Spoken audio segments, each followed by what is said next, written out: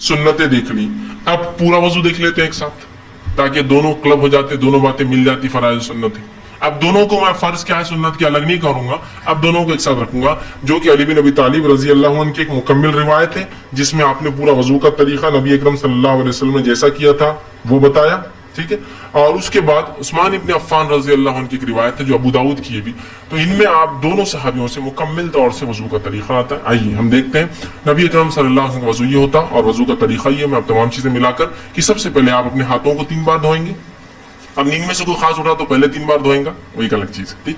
और फिर मिसवाक कर लेगा। वजू की पहले की चीजें ये कि वजू बिल्कुल मैं खास वजू बता रहा हूँ, तो मिसवाक वो सब पार्ट है उसका, लेकिन वो तो आप समझ गए, वो आपको अलग से करना। अब वजू की बात कर रहे हैं हम सिर्फ, तो वजू के लिए आप सबसे पहले जो है अपने हाथों को धोएंगे 3 मरतबा, और हाथ से मुराद ये पंजा है पूरा, कलाई जिसको बोलते हैं, पंजा जिसको बोलेंगे पूरा, ठीक। तो आप हाथों को 3 मरतबा धोएंगे, पानी आपने लिया और हाथों को आप धो रहे हैं, ठीक। हाथों को आपने 3 मरतबा, एक बार पानी लिया उसको धोया, दूसरी बार पानी लिया फिर धोया, और तीसरी बार पानी लिया। नल चालू है तो नल के नीचे रखिए और हाथ धोइए, क्योंकि लेने में अलग मसला है, पानी गिर रहा है तो बहुत सहूलत होती, पानी का नल खोलिए और उसमें आप उसको आसानी से कर सकते। 3 मरतबा आपने हाथों को धोया, ठीक, 3 मरतबा, ठीक। अब ये बात याद रखिए, 3 मरतबा से ज्यादा धोना ये गुनाह और हराम है, 3 मरतबा मैक्सिमम। आगे बात रखूंगा जो नापसंदीदा चीजें वजू में उसमें क्या क्या है, तो 3 मरतबा आपने धोया, इससे ज्यादा मत धोइए, मैक्सिमम 3। एक टाइम में जितना मलना, जो मसाइल है, जो गंदगी निकालिए, सेकंड टाइम कीजिए, थर्ड टाइम मैक्स, ठीक। तो 3 मरतबा आपने हाथ धोया। हाथ धोने के बाद पानी लिया आपने और सीधे हाथ से कुल्ली करना है आपके अंदर की। पानी लिया आपने और आप कुल्ली कर रहे हैं, मुंह पानी लिया और कुल्ली कर रहे हैं। कुल्ली में ज्यादती होंगी कि आप गरारा कर सकते हैं, लेकिन वह रोजे से हो तो गरारा ना करें, लेकिन कर सकते हैं, इसलिए कि ज्यादती में आएगा, मुकम्मिल कुल्ली में शामिल होगा। पानी लिया या चाहे तो गरारा करा और पानी को थूक दिया, एक बार फर्ज कम से कम 3 बार, ज्यादा से ज्यादा, ठीक है। दूसरी बार लिया कुल्ली की, चाहे तो गरारा किया, एक बार गरारा किया, 2 बार कुल्ली की, जैसा आपको बेहतर लगे, ताकि ज्यादा से ज्यादा मुंह साफ हो आपका। तो आपने कुल्ली की और पानी को थूक दिया, ये हुआ 3 मरतबा। उसके बाद आपने पानी लिया और नाक में पानी आप चढ़ाइए, नाक में पानी लेके नाक को साफ करेंगे 3 बार, एक बार कम से कम, 3 बार ज्यादा से ज्यादा। नाक में पानी लिया और नाक को झाड़ा साफ किया, फिर पानी लिया 3 बार। उसके बाद पानी लिया और चेहरे को आप धोएंगे। चेहरा होता है सर के बालों, पेशानी की बालों से लेकर थोड़ी गले से ऊपर का हिस्सा, ये कान से ये कान। पानी लिया और आप उसको धो रहे हैं, पानी लिया और धो रहे। जब आप पानी चेहरे पर मारे तो आंख वो सब इंक्लूड कर ले उसके अंदर, ठीक। और आप उसको धो रहे 1 बार, 2 बार और तीसरी बार मैक्सिमम, ठीक। उसके बाद जो है आप फिर जो हाथ धोएंगे, हाथ के लिए पहले सीधा शुरू करेंगे। सीधा हाथ पे पानी लिया आपने और उसको पानी अगर कोई चीज में से उठा रहे, बर्तन या बर्तमान में से, तो उठाकर आप डालेंगे और फिर उसको मलेंगे। अगर नल चालू है तो आप नल के नीचे हाथ डालेंगे और उसको मलेंगे, ठीक। तो ये पूरा आप न्यू लिया और ये मल लिया एक बार, या आप नल चालू तो नल में भी आप सीधा डालने के बदले ऐसा लेकर उसको आराम से मल सकते हैं, नल बंद करके। 1 बार, 2 बार, मैक्सिमम 3 टाइम्स, ठीक। उसके बाद फिर उल्टे हाथ आप शुरू करेंगे, उल्टे हाथ का, और इसी दौरान इसका खिलाल भी कर ले सकते हैं आप चाहे तो, ठीक। उसको धोएंगे, ठीक। ये हुआ दूसरा हाथ। उसके बाद आप पानी लेंगे और पानी लेकर मसाह करेंगे। मसाह के लिए आप पेशानी के जो बाल शुरू होते हैं वहां से, जहां तक हमने चेहरा धोया था उसके ऊपर का हिस्सा, बालों से पीछे जाएंगे बुद्धि तक और पीछे से वापस आएंगे। खवातीन जो है चूंकि उनकी गर्दन खुली नहीं होती तो पीछे जाएंगी गर्दन तक और गर्दन से वापस आ जाएंगी। मर्द गर्दन तक जाकर पूरा वापस आएंगे, ठीक। वापस आए और उसी स्ट्रोक में एक ही उसके अंदर जाके आप आएंगे, उसी उसमें फिर आप कान का खिलाल, दोनों कान में उंगलियां डाली, अंदर के लिए ये उंगली इस्तेमाल करेंगे शहादत की, और बाहर के लिए दोनों अंगूठे, एक ही उसमें दोनों काम कर रहे हैं, ठीक है। तो सर का मसाह के साथ ही होगा। नबी अकरम सल्लल्लाहु अलैहि वसल्लम से अलग से पानी लेना इस मामले में साबित नहीं, लेकिन उन्होंने कहते हैं अगर सूख जाए मुकम्मिल और पानी बचा ही ना हो तो अलग बात है, आप ले लें, लेकिन उम्मन आप ऐसा करके एक करें। हो गए कान। अब कानों के बाद आपको जो है पैर पर आना है आपकी, और पैर आप पहले सीधा पैर धोएंगे। टखनों के पीछे का हिस्सा खास तौर से याद रखिए सूखा रह जाता है। आपने एक साहबी को देखा और कहा एहतियात किया करो, ये सूखा रह जाता है।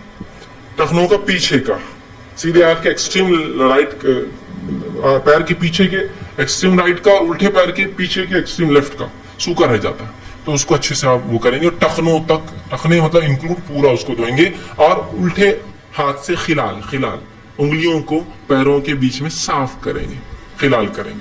तो ये हुआ वजू, याद रखिए। 1 बार कम से कम धोएंगे, 3 बार ज्यादा धोएंगे, پانی کا کم سے کم استعمال کریں گے. ٹھیک ہے, اس لیے کہ پانی کو زیادہ بہانا, اس کی زیادتی, اس کو اسراف کرنا شریعت نے جو اس بات کو بالکل جو ہے پسند نہیں کیا, یاد رکھیے. اسی طرح ایک غلط فہمی جو ہوتی ہے وہ یہ ہے کہ ہم لوگ جب مسح کرتے ہیں سر کا تو مختلف علاقوں مختلف مسح کے طریقے ہوتے ہیں. کچھ جگہ مسح کا طریقہ اس طرح سے ہوتا ہے کہ ایک آدمی مسح کرتا ہے, مطلب یہاں سے شروع ہوتا ہے ہر چیز کو وہ بوسا لیتے ہوئے چلتا ہے اوپر کی طرف اور پھر پیچھے جاتا ہے. کچھ لوگ ہوتے پیچھے جاتے چوم کر. چومنا یہاں ثابت نہیں ہے سنت سے.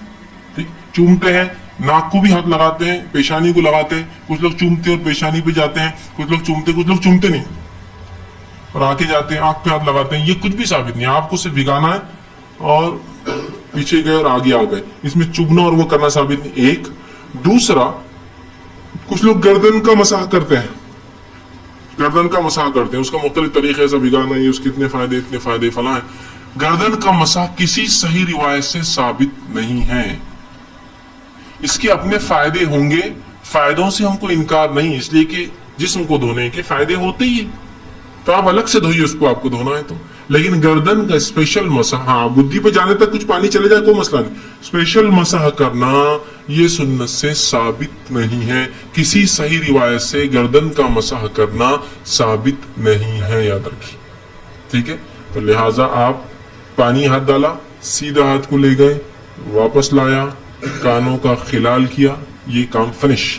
کوئی چومنا اور کوئی گردن کا مسح اس کے بعد ثابت نہیں. بہت سے لوگ یوں کر کے یوں جانے کے بعد ہر عبادت میں ان کو اپنی شک ہوتا ہے, اور شک کیوں نہ ہو, مولوی صاحب بتاتے ہیں احتیاطاً, جیسا جمعہ کی نماز 2 رکعت فرض ہے, احتیاطاً ظہر پڑھ لینا, تو احتیاط کرتے. احتیاط کیا کرتے ہیں, دیکھیے سر کا مسح کرتے, پہلے تو یوں بہت چومتے اوپر تک جاتے ہیں, یہ احتیاط ہے, بولے یہ بھیگا نہیں ہوگا تو, یہ بھیگا نہیں ہوگا تو, یہ بھیگا نہیں ہوگا. پھر واپس آنے کے بعد کان کا خلال کرنے کے بعد ایکسرسائز شروع ہوتی,